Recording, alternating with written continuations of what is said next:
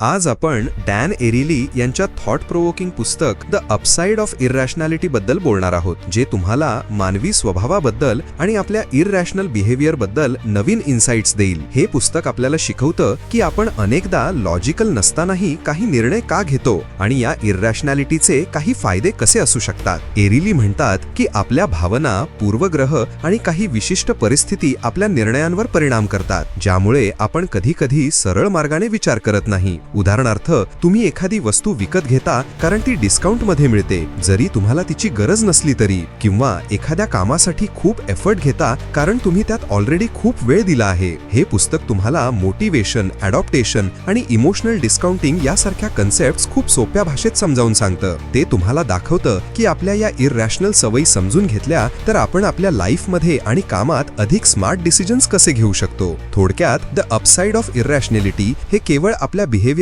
विश्लेषण करत नाही, तर ते आपल्याला आपल्या चुकांमधून शिकून अधिक चांगले निर्णय घेण्यासाठी प्रेरणा देतं. तर मग मानवी मनाचे हे गुपित उलगडण्यासाठी आजच हे पुस्तक वाचा आणि आपल्या इररॅशनॅलिटीचा फायदा घ्या.